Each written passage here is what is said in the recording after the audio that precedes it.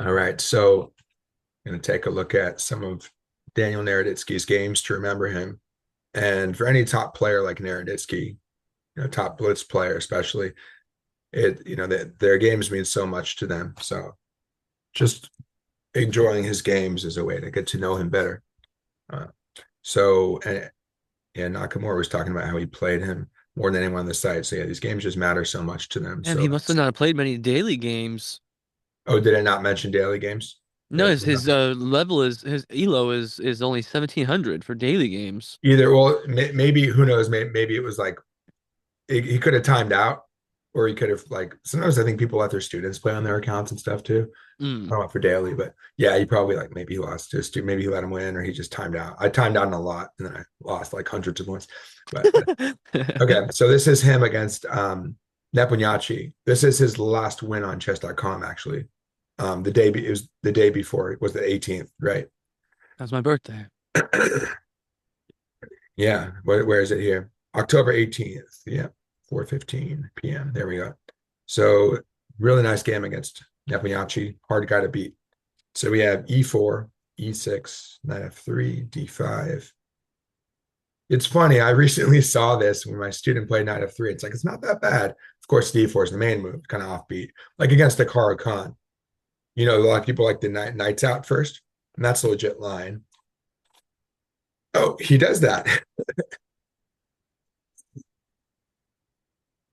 And he pushes. I suppose you can play d4 and sort of transpose. Oh, there we go. c5. So it's very similar to that Kara Khan line, but it would be e6, d5. But you would, if you want to, you'd have your bishop out. Now you can't get your bishop out, but you play c5 in one fell swoop instead of c6, and then c5, like those transpositional Kara Khan lines. So it just takes right away. Seems weird, but it's actually common. Yep, I've done this before. The first time I played Kara Khan in the World Open, it happened. It's like 2,200. It was a cool game. So the guy took like that. Then I just go 97. He ended up going. Wait, what? Why would he go 96? Why would not take back? So it transposes if you have your knight out first, then you would go 97 after he takes to fork these two pawns. So you have the Oh. ability to take with either knight, but the goal is you'd probably prefer to take the e5 pawn. You've Mm. already, More central, yeah. More you've already yeah. thrown aside his center, Very good. just like in a queen's gambit. So it's interesting that if you look at a French, same idea as a queen's gambit in terms of having his d pawn take your c pawn. And now it happens a lot. Well, obviously this is a high level game, but among beginners or and intermediate players, if you know the French well, you can crush a lot of people because you dissolve the d pawn then the e pawn. I'm guessing he doesn't give him the e pawn, and he doesn't. Although it's funny, this comes up so much. This has come up in my games recently and with my students. They get this bishop on it would be the h2b at diagonal, Hmm. and then they get the pawn on e5. That's very common to overprotect your pawn on e5 in the French. Nimzovich talked about that, but that's not the happiest bishop. So black is more of the attacker there in a sense. Black is that solidity in a French slash Caracan. Advanced variations. So bishop d3. Yeah, my throat's pretty. Got a big frog. a6 and h6. So you might ask yourself, why is he moving the wing pawns? a6 and h6 seems passive, right? Well, first of all, and it's funny, I saw the bishop e5 thing recently, which isn't that great, right? Did work against one of my students, but so knight b5 to d6 is the thing, and that's partially why the bishop's on f4. So we might see that, and you didn't like that. Not to mention, you can play b5. So now we can compare it to a Sicilian knight arf, right? a6, b5, b4. That would generally undermine. We'll just kicks the knight away, can undermine the light squares. Most important is if we can undermine the dark squares, and if we can eat that pawn, then we're just up a pawn with a great position. It's all the center. So then it goes h6. Now you might ask, okay, that one's a little more cryptic, but well, why do you guys think he went h6? It's actually pretty direct as to where he wants to play. What do you guys think might come next?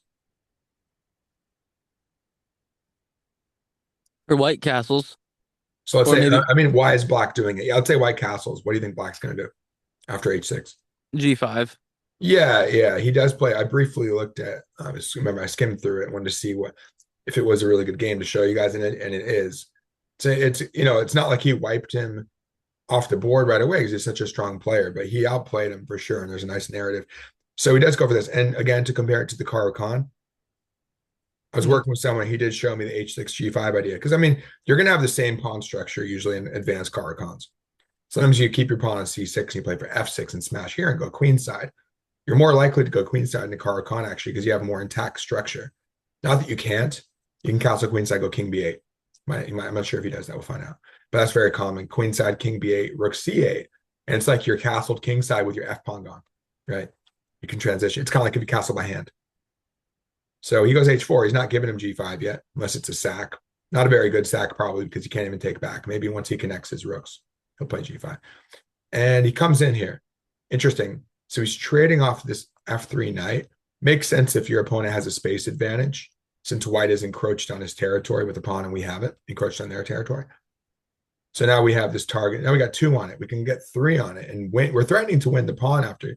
We're threatening to go queen c7 and then win that pawn outright because there's no further Mm. defense. So let's see. I assume he castles at this point. Oh, he quasi interesting. That's very interesting, right? It's funny I He, mentioned it's he funny mouse flipped? I'm mentioning things that keep coming up. Let's imagine all these comparisons. Let's imagine he were on c8, and then it's kind of like yeah, if you're castled like that, but you need the rook out, right? So the king doesn't fully go out of the center, but he's What? somewhat out of the center. But the thing is, where's your rook need to be? It's like in a 960 game, right? Isaiah, you love 960. Like in a 960 game, let's say your king Always. starts on G1, your rook's here. You're essentially castled. You just might want your rook to be on the H file instead of the F file if he has some utility there, right? You've already played H4. Nepo already played H4. So it makes sense that he's got more going on. Well, speaking of which, if you castle, it's just bad, probably because the queen just takes and then they start attacking you and you're just down a Mhm. pawn. So there's that. There's that element. Also, he's probably going to play for H5, right? You may literally see a rook. You may literally see a rook. Sometimes you go here if it's safe, which it isn't now, or he'll come over. So yeah, so that's where his play is, and also he'll just lose a pawn.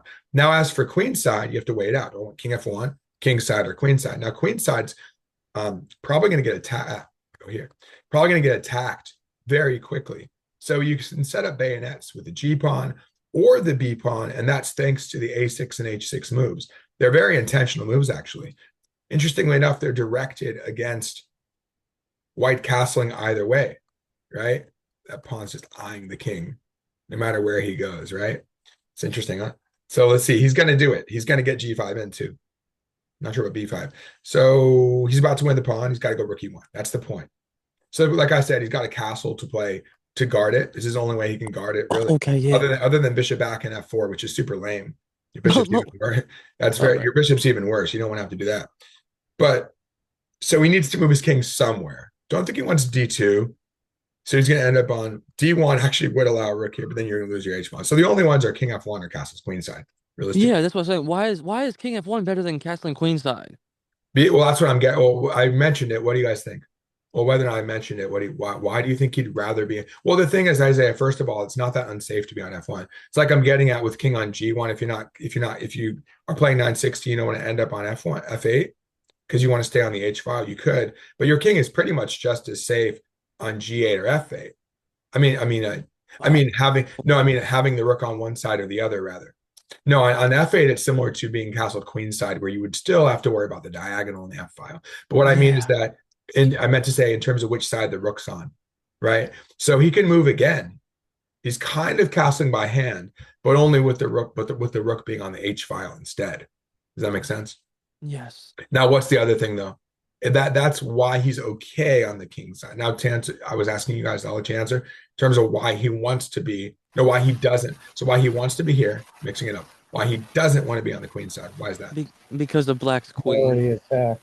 Trading off the He's, knight or trading off the bishop, and then the queen's coming in, and then yeah, you not to the mention, right? king Not to mention, you can just take it immediately and open exactly. him up. And he has and I mentioned earlier the thrust. Yeah, but he's probably not. That it's you will often sack the exchange like in a dragon to allow to get the doubled pawns and attack him when he's in the queen side. He's kind of come out to the center, and you could even play end games like that and exchange down and just start eating these pawns, get your knight in front of the weak pawns and stuff like that. Get like a knight coming into A4 and eating C3 and all that good stuff. So yeah, it's just a danger zone. So, but Isaiah, when you think about it now, F1's not that. It's the No, same. and the minor piece. It's It's the the really the safest minor place that he pieces. found for the king. It makes sense then when you think about it. And he's on the Yeah, diagonal and he's where close with his minor he has pieces. total control of that diagonal. Oh wow, yeah. So again, to contrast it to castle and queen side, let's say let's just in general here. There's a bishop there, but still, there's that diagonal. You're already on that diagonal, which is often exposed. C file, you can often be attacked there. So if you want to get away, you're gonna have to move it again. Similarly, though, white might be okay here, but he could move it again if he wants. But he's not playing 960. He can't castle from this position, right? Does that make sense? Yes, yes, yes. Okay, So good. I siren in the background. All right. Oh, siren. Yeah, I have it You on got the voice you got you so got the park police coming, or not for or is me. the National Ah, Guard, or is the National Guard coming into Rock Creek Park to having them not in my spot. All we had clean up some yesterday was trash a somewhere or buck, something? a beautiful buck, and a crackhead. I had to get out of my area. Interesting. Yeah, I've seen some of those antlers around or something. So anyway, Yeah, thank you. Rook H3. Oh Yes. wow. So there's the Rookler. Now keep in mind in the French, we can often keep our kings in the center.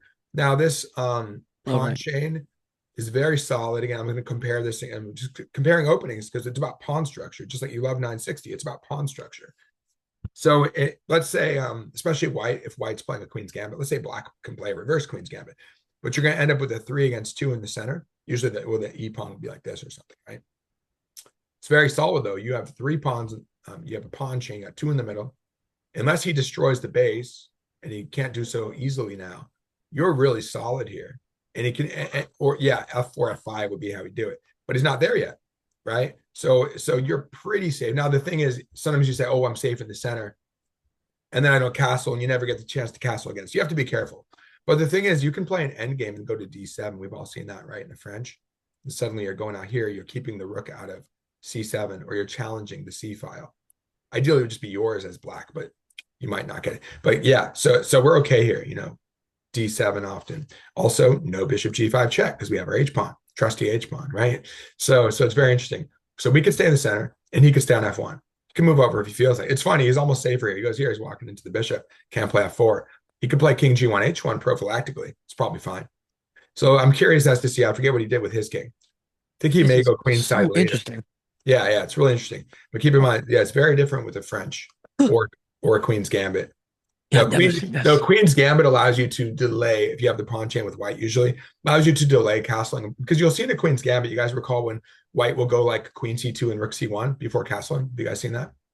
Because they're waiting for black to it would be to take the pawn on C4 and then the bishop takes in one fell swoop. So they delay the development of the bishop on F1 to be able to not waste any time. It's like in a Caro Khan. There you go again. A lot of comparisons this game. C6 and then C5. You'd rather play C5 in one fell swoop and get your bishop outside the pawn chain. The compromise there is in the Caro Khan. You're going to get outside the pawn chain. You're just going to have to make it in 2 moves, but it's usually worth it for black to do that. But yeah, so you want to get the best of both worlds. Point is, though, pretty solid, whether it's a French enclosed or just the point that you have 2 central pawns that can't get through. Fundamentally, just use your judgment and say, can they realistically reach my king? Neither king could be realistically reached anytime soon. A good way of doing that, sample it, run 5 moves, right? Give your opponent 5 free moves. Is white getting in there? Queen H5, Rook F3. Okay. Even if he gets to F7, we have this. So realistically, no. And any direct threat you can give yourself, okay, fine. If you threaten his mate on F7, let's say the queen weren't there, okay, you have the ability to guard it easily with the queen nearby. So yeah, let's see. So bishop takes, B takes. So interestingly, he ends up going for, he just came here. So he gets the tempo against E5. Now he doesn't get greedy for, takes, and then queen takes E3. He prefers knight C5. Now you might end up getting something like takes, knight A4 sometimes. Let's see what he does. Doubles the pawns, bishop out. Now he's ready to go queenside. Keep in mind Yeah. also the fact that he's messed up white's pawns makes it funny. Well, we'll see about that. But it means that you can't smash with B4, B5. There's no B pawn. But you do obviously have to look out for the B file. Not always critical, but you got to be careful. There is a knight covering A6. Got to watch out for sacks on A6, right? B5 play. But there's no pawn play for white to open the king. So you might just be on C8 for now, similar to F1. So here you go. So he's like, look, you're on the king side. I'm probably going queen side. I'm smashing stuff open. Well, the thing is, take. It's actually not even a sacrifice. It's a Because he's right threatening now. mate. Yeah, currently it's a pseudo sack. But if you think about it, it probably ultimately is a sack. Because let's say you go take and king over. No, but then this is hanging. So you can't do it. You can't even do it. Oh, You Great. can't take it. Then you You can take, cannot. but now it's a sack, kind of. This is what I'm referring to, where if he goes takes, threatening mate, he can stop the mate threat, and then he will win the pawn after. But I guess you're willing to do that. There you go. And he shows his cards. But you can see that he castles queenside once it's pretty safe. Look at that. He's got a bishop and pawn in the way of a rook swing. The knight's there to cover b3. Bishop's in the way of rook b1. See, so there's no doubling happening anytime soon. Even if there were, we could play bishop c6. Also, knight c5 covers a6. We can also do some move the king over. We can cover it. So there's no immediate attack. Our attack should come first. Oh, and by the way, if he abandons e5, we'll be very happy to scoop up some pawns. This is going pretty well for black so far. I'm pretty surprised white didn't go bishop e3 instead of back to c8. Oh, well, he does have this aggressive bishop a3 idea, though, now that I think about it. Yeah. That would be unpleasant. Oh, okay. Yeah, that's a great There's idea. stuff like that. Yeah, common, whenever, okay, I'm just going to keep comparing it to different openings. Whenever variation of the French, b takes c3, usually a pawns on a3 goes to a4, bishop here, see a nice Fischer game like that. So you have bad pawn structure, similarly as white. It wouldn't be, this is split. So you have this pawn chain and whenever, but your bishop gets out. Even though it's closed, the bishop gets out. Now you're saying e3. Well, if he does want to do a rook lift, he's in the way. No, it just wouldn't work. Oh, he can't take because of this. But he does abandon it currently. So let's say he goes here. Knight a4 is kind of tempting. And then he's threatening it once you get out of the crossfire. Crosshairs. Okay, so castle's queenside. Now, naturally, he wants to push and keep it closed. He's trying not to give black the initiative on the king's side. It's going to be pretty hard now. You can play for it. You could probably get f6 in though pretty easily. So maybe now you want to play over here because this is not falling anytime soon. Bishop, knight, cover. Yeah, if you really want to, you can do that. Double up. That's some play there. I would get my king over. I kind of like this idea. King over. It's pretty solid, right? So if you think about it, let's say you're playing white. Let's say on the bottom right, you have the white king. If you have white, you would be on g1 and your rook would be on f1 and you would just have played a king's gambit and take, right? Or it gets taken. So it's the same thing as having played a king's gambit or fantasy variation against Carcon. Again, I'm looking at one sector. So yeah, but the point is if you understand so many openings and structures, then you'll be really good at 960, right? And that's what's important. But the thing is, understanding these structures lets you do well in normal chess too, right? But it benefits you in both. It'll just it'll help you play better openings in the regular chess too, both. So there you go. Very natural pattern, right? Yeah. King b8, rook c8. Again, I did cheat in terms of just making sure this is a good game to show you guys that it's nice narrative, nice flow. But yeah, it's just a normal thing to do, you know? King over, rook over. That's what I would want to do. Not to say I'm playing as well, I would play as well as him, but it's just a standard idea. Now, no more knight a4 idea. So if he Why? wants to, he can chop the knight. What's that? Why? Why no more knight a4? Because you lose your queen to the bishop. Oh, like Well, you you're gonna said. have Yeah, you're like you said. probably gonna go Yeah, king yeah. a. You could keep going, you know. A7 maybe, but no, you walk into the pin. I'll go to a7 if we're like sealed. Probably goes to a8. Just gets away from that. Oh, well, he gets away with counterattack. That's interesting. Well, bishop here. So against the winner of French, the pawn will usually be on a4, and you're willing to go bishop d7 and take often. So the question is when you want to take. And again, given that he's really killed any of White's attacking prospects, you can take. You could see based on pawn structure a lot of times, you could be facing a really strong player, like a guy who is, you know, getting pretty close, not against Carlsen, but he was almost a heartbeat away from the throne, right? He was able to at least play for the world title, right? And he would crush people in he crushed them like really nicely in the candidates. This guy's pretty good, right? But you can see that based on the structure, he doesn't have much play, right?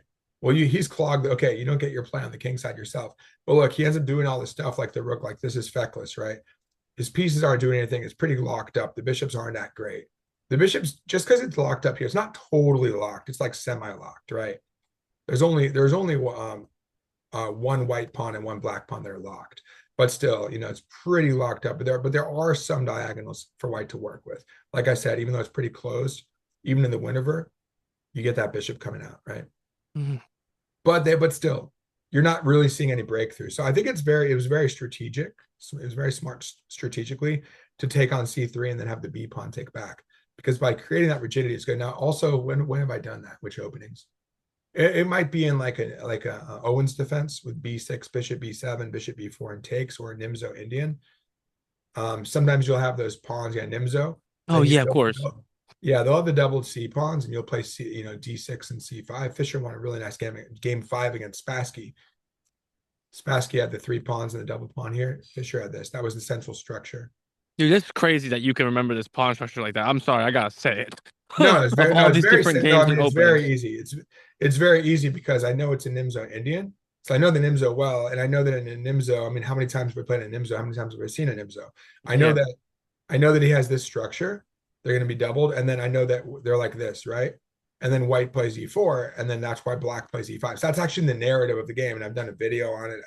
I've shown my students the game a bunch of times. So it seems crazy, but it's kind of like saying, "Oh, it's crazy that you remembered that play if you're an actor." Right? It's like, yeah, actors know how to they memorize plays. That's what they do, Yeah. right? Okay, And yeah. and You're I'm so it doesn't make yeah. sense when you think of it like that, right? Okay, yeah. And you are titled, so I respect. I respect No, but it's it. interesting if you think about it. I was literally thinking about this with just a quick aside. I was thinking about this with memory the other day. I'm like, you look at a photo. I'm like, oh yeah, that was that deli. What's it called? The New Jersey, right across the river in New Jersey. This cool little hipster kind of. Maybe if you guys know. Oh, what's it called? Hogan. What's it called? I've never been. It's yeah, it's right across the Hudson, Hoboken or what? Oh yeah, Anyway, Hoboken. Yeah, I've heard of that one. Hoboken. Yeah. Yeah, it's a cool area, and there's this deli.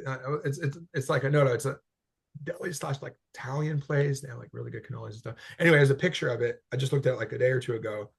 I saw boom, I saw the floor and like, oh yeah, that was that place. So it's like, and I remember the walk, and it's crazy too. We map things out. It's like map the way we work usually. We can map things out in our mind and like at least things that matter. Otherwise, our brain will like get defragment and get rid of it or whatever. But no, we remember a lot, right? Like Yeah. routes. Like I remember routes from whatever, being in India or something. I'm like, oh yeah, I remember where I walked to get to the school or something. It's crazy, Yes. right? So it's Yeah. like, but our brains can do that. Like, of course, we're better at some of us are better at visual memory, some of us are better at like memorizing facts. You know, we have our Yeah. strength. Obviously, some are better. We have our spider web chart thing. Some And of we us are all better. remember our favorite songs word for word, right? Ideal, yeah, where yeah, because you remember the melody largely, right? And that's why you can remember other things. But yeah, things like that. Yeah. So anyway, but yeah, it's interesting. So as you talk about with memory, now when it comes to pattern, again, pattern recognition. So that's where it's very important to understand pattern recognition to see. So yeah, how many things have I mentioned?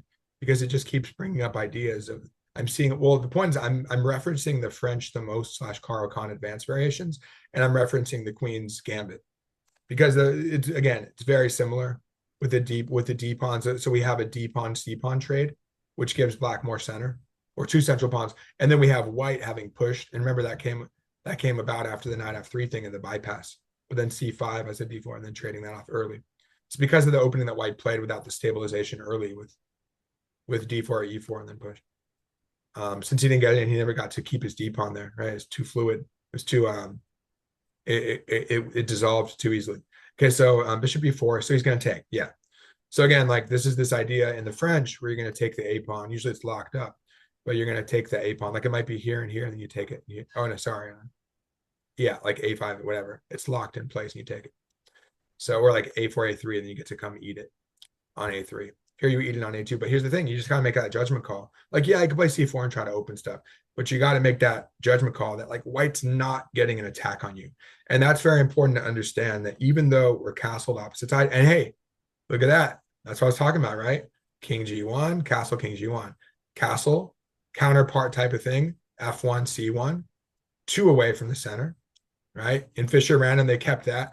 Was working with. There's that picture with Susan Polgar where she's with Fischer, and they were probably deciding to working out the rules. Should we have the king go to B1 or C1? In Gothic chess, not Gotham, or Capablanca type chess, they actually make the king go one. It's 10/8. The king does go one from the side. So it's funny. We're actually creating that scenario by hand, semi-castling by hand. Hmm.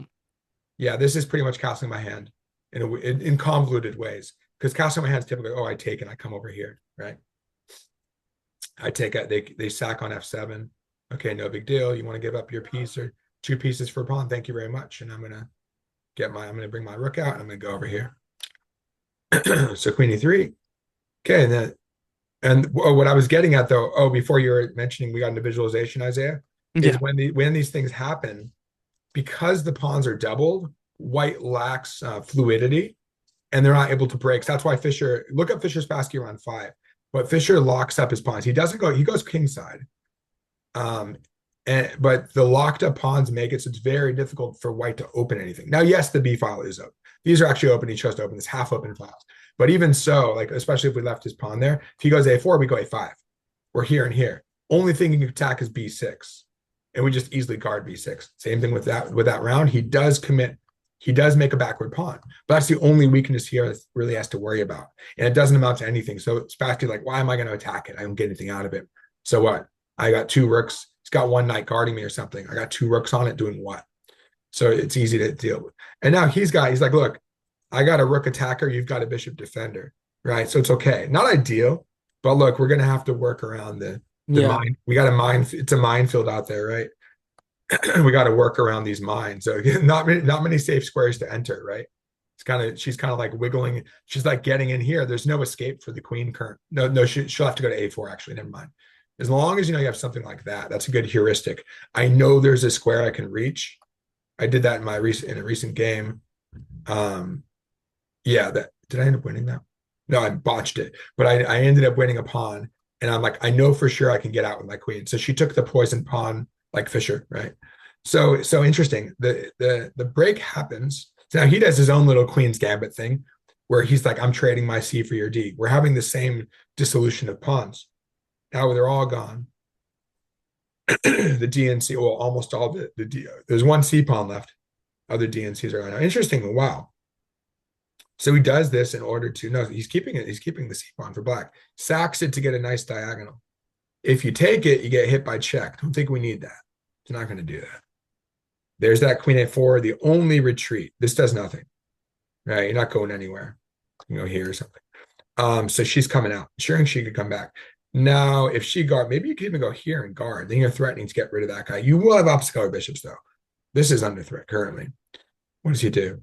He does bring the rook. Yeah, this would kind of be pointless because actually, it'd be bad because you would lose the bishop. Duh. But it would also be, generally speaking, it wouldn't be good, even if the queen weren't there, because you're blocking the 3rd rank. At least he has hopes of coming out one day, like coming out over here, coming out chess-wise.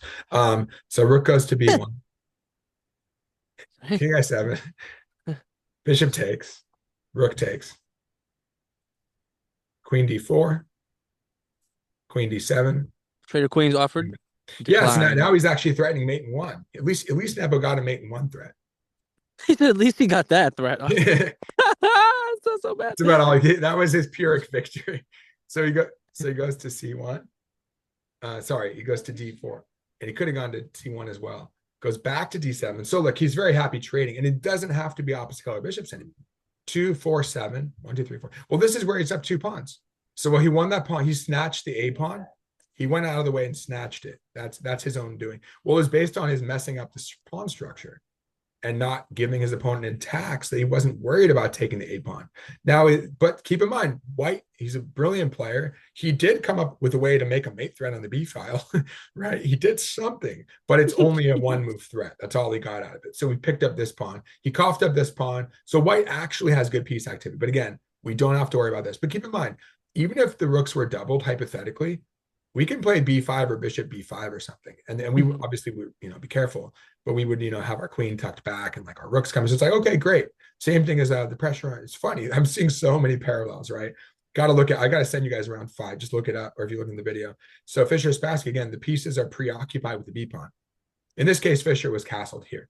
In that case, in this case, the king is guarding B6 and you need another defender and you could get mated if they take. And the other one, you just lose a B pawn. Just like losing an A pawn, kind of like that. We can't lose this time. Losing the B pawn is critical, and we do have softening. There is softening on B6 because A6 has been played, and there is a little bit of play, but not quite enough. So queen, but again, just think about this parallels. Okay, we have Michael coming in. So yeah, think about the parallels there. Now I have queen E7, and actually, what you're seeing here in this phase is this is the consolidation phase. He's like, look, I'm winning materially. If I could just trade down a bit, I'm going to win. Hi, Michael. How you doing? Good. Have you been on once or? It's been a while. It was a while. Yeah, it was like years ago, probably, right? I remember. Yeah. I remember a lot of it. Yeah. How's your? I'll finish this game and then we'll chat a little bit. But we're thinking like, okay, which Naroditsky game should we look at? We chatted about him for a bit. I figured I don't have too much to contribute myself because it's all out there. But we had a good discussion. Matt listens to podcasts. We had some good discussion on him. What he contributed. And so now we contributed obviously amazing games. So this is his last win on chess.com against, this is, you could probably guess who that is. If you know who it is, if you can recognize his face. Well, he's yelling, but you could probably, he's got his, what do you call it? What's it called? The type of Man bun. Man bun. Yeah, that's it. The man bun. He was rocking it pretty well. And if he still is, I've changed my opinion on him. I've come to like him because I saw Even though he's Russian. Oh, I'm fine with it. That's okay. No, I'm not sure if he's no, you know what? I'm fine with it, particularly because he came out against I think he was one of the did he sign something against the war? I think he may have signed on to something. Oh yeah. Oh, okay, yeah. Yeah, it's interesting. Ukraine. So he actually did get involved in politics, I think, a little bit. But someone like Karyakin, actually Karyakin did as well. He's actually he was born in Crimea, I think. And he is very much pro-Putin, at least last I've seen. Anyhow, yeah, so he's Russian. So we have a U.S. versus Russia match, but I've come to like him. I didn't like one of his interviews, but I've actually come to like him. So, all right. So let's see. Oh, I thought you left for a second, Michael, because I was like, oh, does he not like this discussion? I gotta know which interview. Very briefly. But yeah, but hey, I mean, the politics are intertwined when you're talking about chess. Cold War battle, Fischer Spassky, ultimate intellectual Cold War battle. And you have the science, Sputnik, and all that science battle and all that. Yeah. So anyway, Queen D7, Queen B. So anyway, we were talking about, Michael, just to catch you up briefly. There was some pawn sacks. Well, there was one pawn that Daniel just went out of his way to take because he messed up the pawn structure. So he's like, okay, I'll take that. And comparing it to the Winner of French in some ways, if you know the Winner of French, some comparisons there. Okay, now B6, and we are recording. So we're talking about now again comparing to Fischer Spassky round 5. We see the weak pawn on B6, but that it doesn't amount to too much. So bishop B4, Queen A4. So look, we're up 2 pawns. Just don't get mated. And there we said, oh, there is a mate threat. That's all he gets out of it. Looks like he just guards it. It's like whatever. Again, I know it. He's not tripling. He's not going to triple. Even if he does, we have like bishop or pawn. He can't. Pawn on C5, C4. Yeah, exactly. Yeah. I mean, you could push to C3. I think we're fine for now. Wow. You could play that if you want next. But here's the thing. This is also hanging. So he's up 2 right now, right? That's right. 1, 2, 3, 4, 5, 6. Wait. 3, 4, 7. 3, 4. Wait. Yeah, he's up 2 pawns right now. So this is actually about to fall. If you really want, you can play. I mean, you could comfortably play B5 or bishop B5. Oh, wait, hold on. There is bishop, rook A3. And then I was thinking bishop B5 might make sense as long as there's no trick. There's a queen in front. It'd be queen takes, rook takes. Oh, great. You can take back with the rook because it's going to be pinned. But if the rook leads that charge, then they can win the bishop. Oh, no. Yeah. If they had like a double. Yeah, then they could. But just be careful about stuff like that. I mean, so, he has this, and then he might try to double. And then you're like, all right, now I go like A5, B5, or bishop B5 or something like that. So it shouldn't be, let's see what he does. I mean, you're already seeing he's easily defending that. There you go, of course. I mean, it just makes sense. There it is, liquidation. You can't stop it. I mean, White is so confined over here. You can just, it's so easy to read what he can do. He's got like 2 roads semi leading into Black's position because they're semi or half open files. No open file with the A pawn gone. One pawn on there each. So that gives White half open files, right? But he can't do anything. And you know what he can do. The bishop can only look here. The rook can only look on the A file. The other rook can double or stay here, and the queen can go behind, or she can go in front of this rook or behind the other rook. That's all they have. The bishop can potentially double up and make a mate threat in the corner, but then you easily just move your bishop and cover. What's that? Or bishop C6. Oh, yeah, okay. You need to know I was like, yeah, wait, can he sack the queen here and go? Right, because the bishop. Exactly. Oh, right. No, he can already do that. Yeah, he could go take, but then he'd be giving up the queen for rook and bishop. No, I mean, White played zero rook A1 with zero now. follow-up. What's that? I'm talking about White playing rook A1 now. Rook B A1. Yeah, but then you could easily go like, well, first of all, you have to deal with that. But even hypothetically, say the queen's away and does this. We have so many ways to deal with it. I think just A5 deals with it. Oh, duh. Okay. And the thing is, any endgame is so favorable. It's pretty much an easy win for Black. It's kind of nice that we have the king here. Let's say pass pawn. already, even if you had that. But we have 3 against 1. So Yeah. imagine you get like this and something like this and here, and then by the time you play b3, he takes, you take, and that's game. That'll beat a rook on its own. You just win with the a pawn as So well. black's pawn structure has endgame favorability, and yet Not. We're talking favorability earlier. Winning pawn structure. Right, okay. Pretty much every endgame is winning. Like any iteration of an endgame is winning here. Good. So doubles up, a5, queen d4. Now he's making a real threat. This is actually okay. He had 2 legit threats. One is against the b pawn with a mate threat. What's the legit threat? It's what you were speaking to, Isaiah. Guys, what is the legit threat by white? I don't even see it. It'll be a very bad. It's an initial thing that he can do, and then a really bad thing that he could do on the next one. What do you guys see? Would it be So, rook takes a5? if you just pass, yeah. Rook takes. Okay, he's got 2 on it. We've got 1 on it. Oh my god, yeah, it's a mate in 3. So the queen does a better job as the pinner than as the 4, direct mate in 4. attacker. So it's the kind of thing where you a pin what? It's a mate in 4. 1, 2, 3, I think. Nope. 1, King b8 8. and then rook a8. Okay, right? let's say we do it. Oh, after black moves. But once it's white's move, like let's say you fall for that, like whatever, bishop d7. Yeah. Oh no, funny. Yeah, it would be mate anyway, because the rook will be blocked. So how many Of course. moves? So how many moves does white have to make to mate? 4, like I said. You guys see it, Michael? You see it?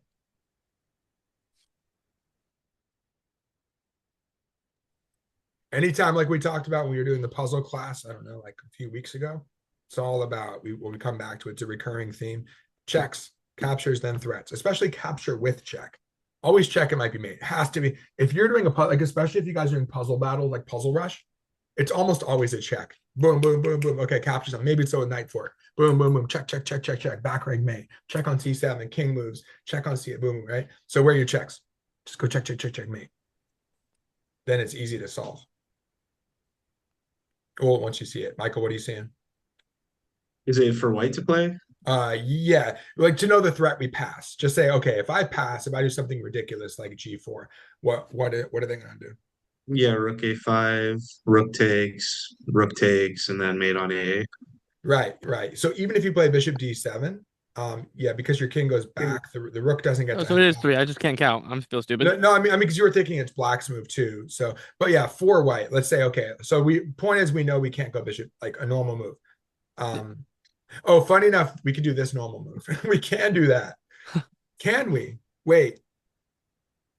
Well, we almost, yeah, no, it almost works. No, we can, because again, this is the bad part. The bad part's losing the a pawn. The really bad part's getting mated. So yeah, but anyway, the threat is like bishop d7, for example.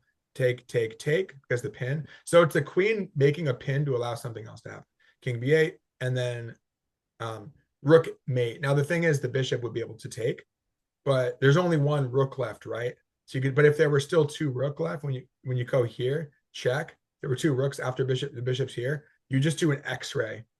Bishop takes, then you have an X-ray, so the second rook would take and mate. But anyway, no, that's not here. That's not here, because there's only so much firepower that it could bring. Now, this is a 3-0, right? This is 3 flat.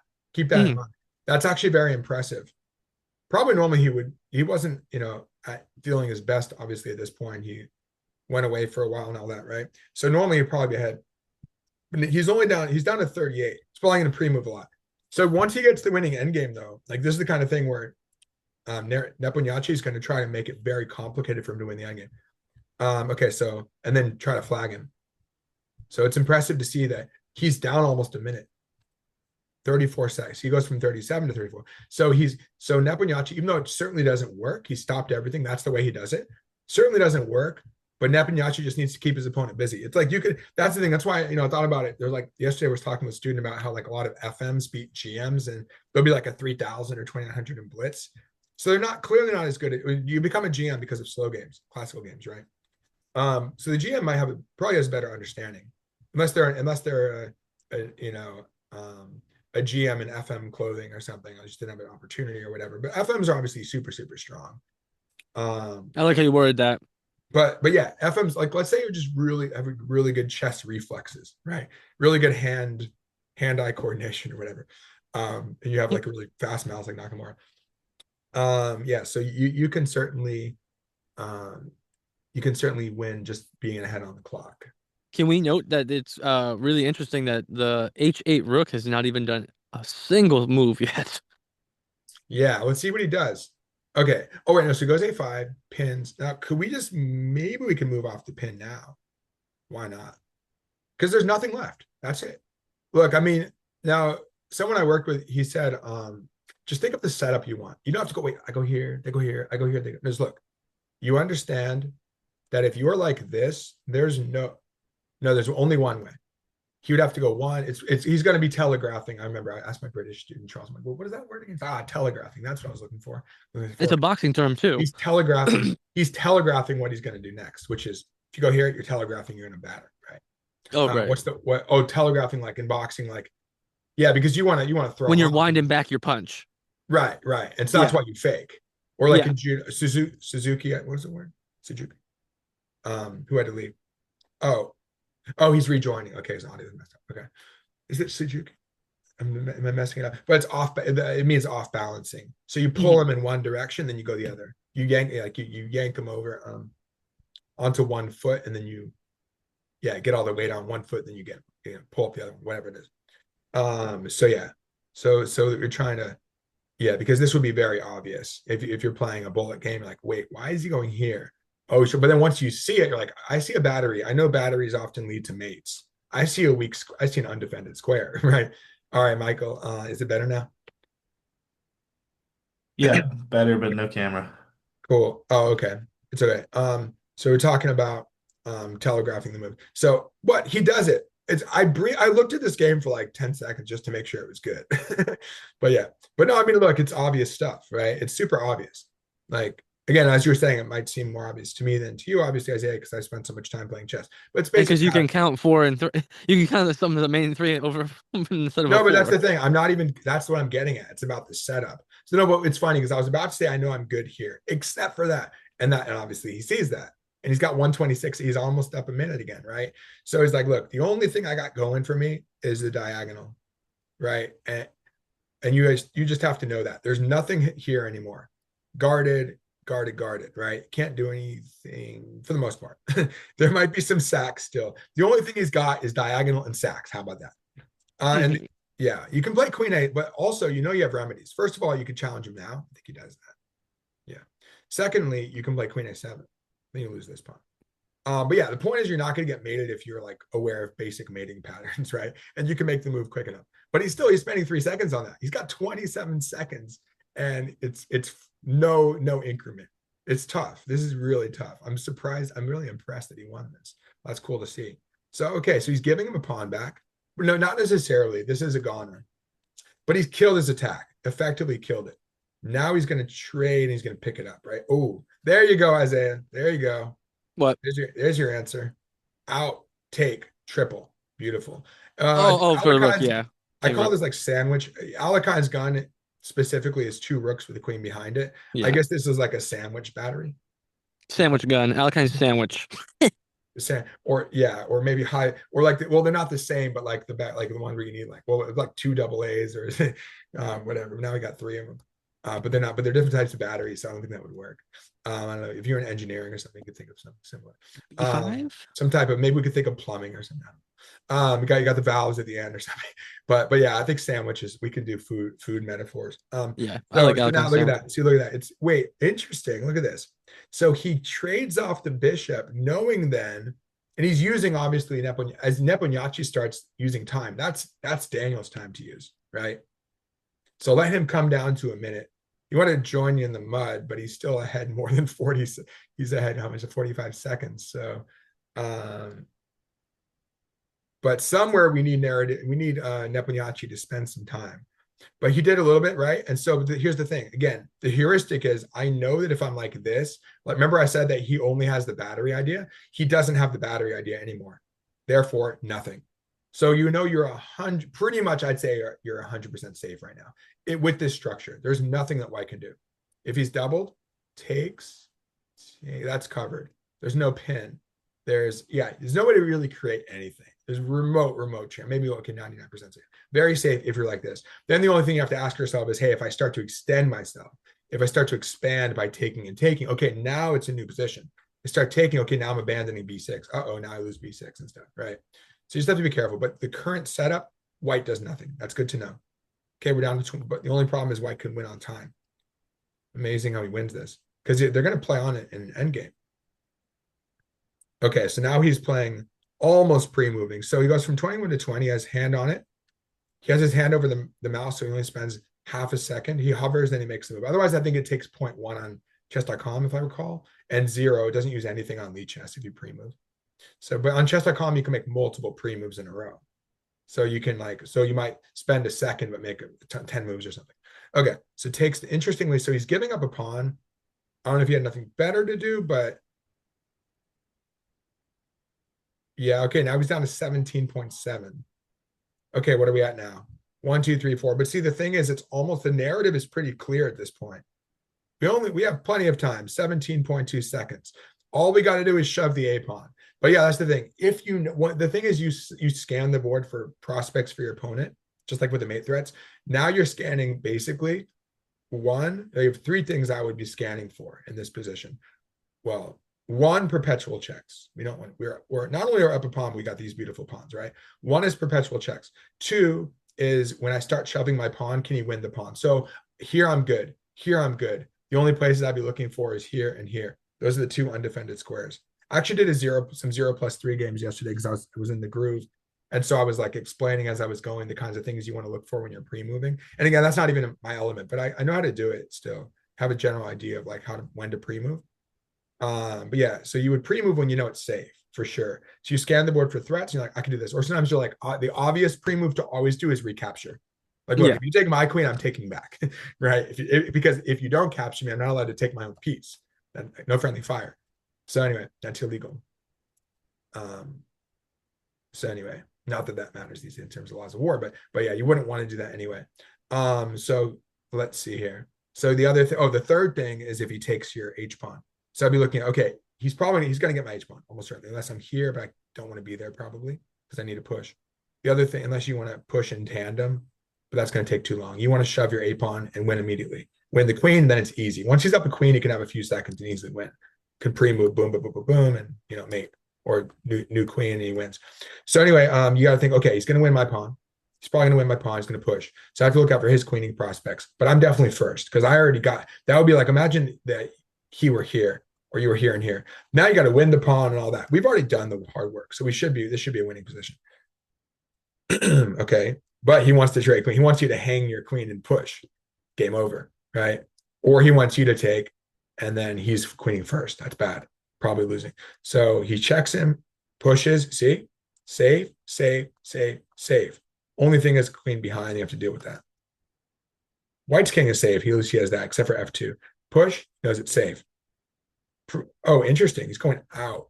Because he knows if he pushes, he's going to get skewered. See? It's not safe. Comes out. He's probably zigzagging his way in.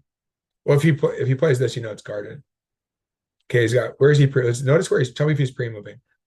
15.6 to 3. I think it's like a quasi pre-move. He's ready to go. 14.6. 13. Yeah, he's spending a lot of time. But the thing is, he's finally getting his queen. But see, check, check, check. That's really annoying. How do we run out of checks? The queen's going to block. He's about to run out of. He gets this check. He even has that check. But I think there's like about to be a queen block. Maybe here or in here, something like that. Might run out of checks from a distance. Okay, beautiful. So now he covers. He takes. Oh, he queens and guards along the diagonal through the X-ray. Let me just say bye real quick.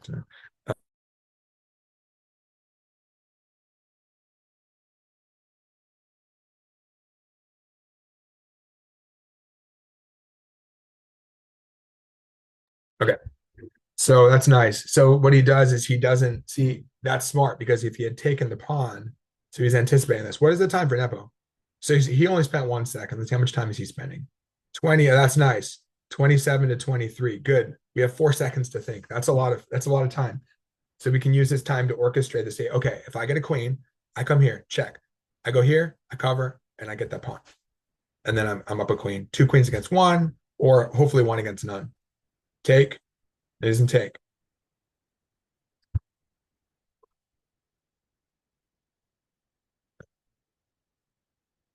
Okay. All right. So we got. So we got. Hold on a second. So anyway, this is Isn't this winning? Well, I mean, he's up a queen. Now the thing is about this though, when he's checking from a distance, I'll be there. When he's checking from a distance, like it's easier to block usually. I mean, you're seeing that immediately. No, not immediately. He can still check from here. But and also what happens is when they have a king, if it's exposed, you run into scenarios where you block with check and then he has to trade. Funny enough, at the Rockville Chess Club was Diego LeBlan's memorial actually, and I had a tournament. I had a game like that where he like blocked with check, and then I hung my king, but it wasn't a blitz game. I took someone's king in a blitz game once over the board. It wasn't a blitz game, so but my time was too low, so I couldn't get 2 minutes taken away. So the tournament director gave the other guy 2 minutes, and then I ended up winning. But I was playing like on I think 5 second delay. But I was up a few pawns. I was up like 2 or 3 pawns with the queen of pawn. But it's crazy, yeah. So watch out for that. But so because you block with the check, yeah. But he didn't want to trade. He couldn't trade queens there. So he blocks, keep going, he keeps going. But I think, and we can also hide in here. See how we can start. We just need both queens to come in. It's gonna be tricky, actually. You never know. But the moment he runs out of checks, he's done. Check. Okay, we got 5 seconds. You need to. Are we finally there? Yes, we're finally there with 5 seconds to go. And then look at that. When you get him, going to come behind here. You just need that check, and then you're golden. That's actually no check and then mate. So he's not giving you, man. I'm glad it worked out for him because he could have totally gotten flagged still. But Nepo's got to think. He's got to make sure he doesn't get mated. Oh no, another check. Another one. Another one. Get away from it. Check. Okay, are we done again? Nope, we're still not done. Down to 3. Oh, but is he? See, he's anticipating every check that's possible. He's probably going boom, boom, boom. But the good thing for black is as long as he doesn't like hang his queens, then he can pre-move a few times. But then white might hang his queen, hoping might hang his own queen, seeing if he's going to fall for it. Okay, are we done with checks yet? Yes, we're done again. Okay, now we should be pretty close to mating. Man, this is tough though. Nepomniachtchi's not giving him any mates yet. Is this good? Oh, he's forcing. Okay, now we can pre-move easily. So we can either pre-move, push, push, push, push, push, new one, or you can do like boom, boom. Oh, don't give him stalemate though. But he'll go like in here or something, or else he'll get the queen. Okay. So we got, and then it's game. Yeah, this is too easy. 2.3. Oh, that's an eternity. And finally brought him down in the mud with us. Only now. Well, he said he's down at 12. See how he pre-moved? When he pre-moved, he went from 5.6 to 5.5. They do take a second away from him. It's unfortunate because there's no increment. Okay, he pre-moves this. And then he thinks on that one because he just needs to orchestrate the mate. And you know it's mate in like 2 or 3. 1, 2. Wow. Oh, he mates with 1 second left. 1.1 pre-moves. Amazing, huh? That is. No, that game is particularly impressive because of, again, the time management element, which obviously he was incredibly good at. Amazing at. Well, what do you guys take away from it though? There's that, but there's a lot of positional elements. There's a lot of stuff. And Isaiah, I heard you were surprised a lot. So you study a game like this, you're like, oh, I never thought of that.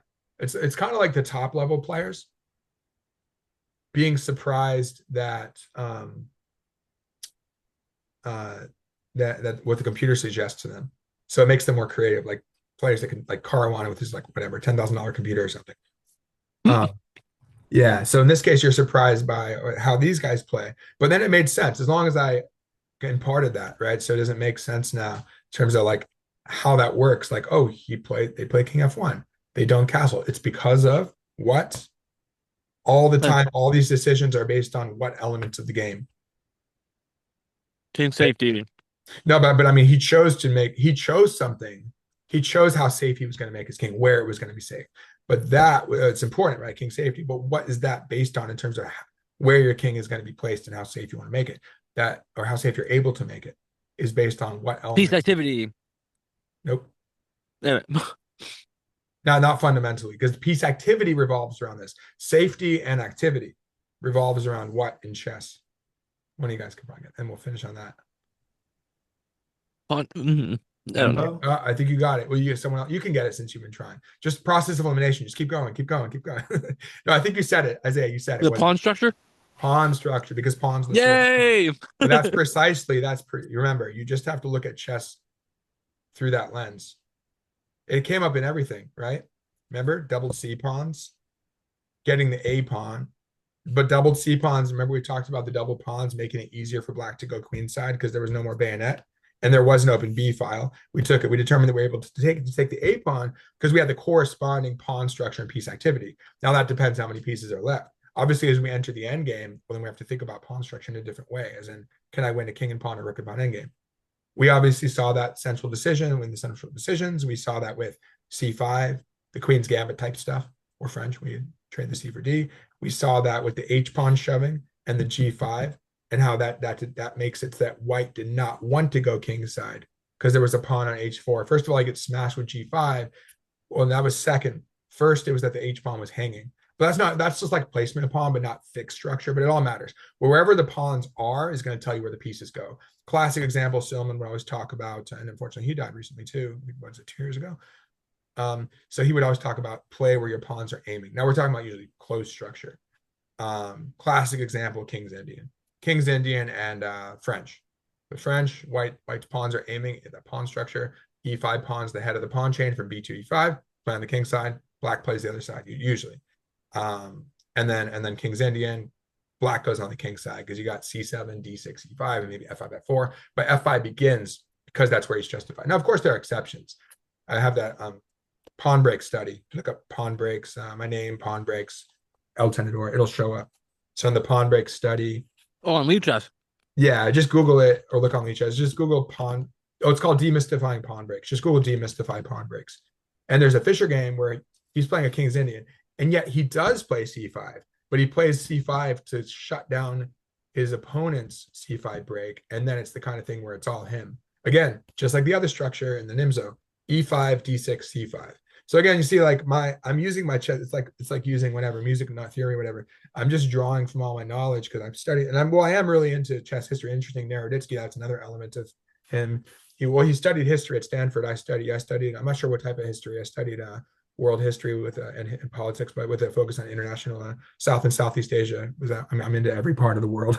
Latin America, I just stayed in Latin America, Africa, U.S. foreign policy, everything, right? But yeah, that was interesting stuff. But yeah, he studied history, so he was really into chess history too, and I'm really into that. So he's like, we talked about Steinitz going back to the 19th century Romantic era. So I have all those games somewhere in my mind, and then as you see, like it came up a lot. It sounded like it was a little bit disjointed, but like all that stuff, it all comes together. If you look at the whole thing, we can map it out, but it's all connected and it does all revolve around certain structures and variants thereof. And again, speaking of variants, we can take our knowledge of that structure and apply it to variants. So you're just good at pawn structure stuff in general, deciphering the pawn structure. It's all in front of you. It's a game of perfect information. You just need to be good at decoding it, right? Unless you're playing fog of war, like battleship type stuff, right? So it's all in front of you. And then when you're playing chess 960, you could be like, oh, I want to get a French-like structure or a Queen's Gambit-like structure. Or maybe it's even a pawn over. Oh, and then it's like a Benko with B5 instead of C5 or whatever, right? Well, that would be Queen's Gambit reverse. But it doesn't matter. Same with regular chess, international chess. You could play Queen's Gambit with white, with black. You could play a ready system and you're playing a Benoni reversed. And you get something similar in chess 960. Again, it's all about pawn structure, fundamentals. Pawn's the soul of chess, guys. Yeah, cool. Well, love it. There. Yeah, it's amazing stuff, right? It's endlessly fascinating, isn't it? Even it is, man. You're really good at that. Always something to learn. What's that? You're really good. You're really good coach. You're really good instructor. You're really great at these groups, man. It's really enlightening.